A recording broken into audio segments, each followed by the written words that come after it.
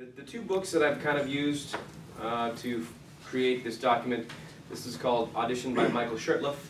Anybody who's an actor should know about this book and should have read it by now. It's been out for a lot of years, so if you haven't read this book, please pick it up and read it.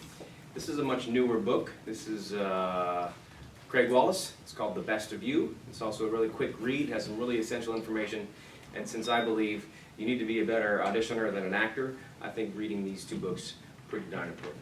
The audition space is your playground.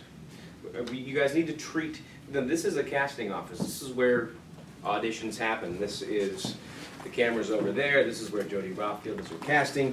You see some tape on the floor here. Those are called your marks. So this is a space. And I want you guys to all consider this space a playground for you to go in and do your thing and have fun. So we always have to figure out, how do we confront and deal with nervousness? Number 3, developing a pre-audition ritual that helps you get into and stay in the zone.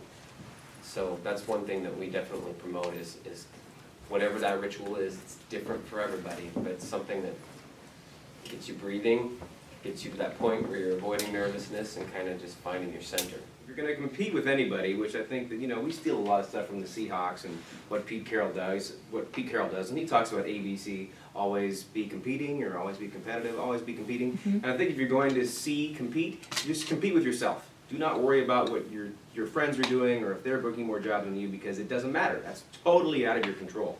So forget about the job. Come in here and make a fan out of the people in the room. Whoever they are, make them a fan of your work. And you can only do that by being professional, by executing your preparation, and by leaving and being completely polite. Hey, thanks, bye. Just make them a fan. It's not about the job. It is never, ever about the job.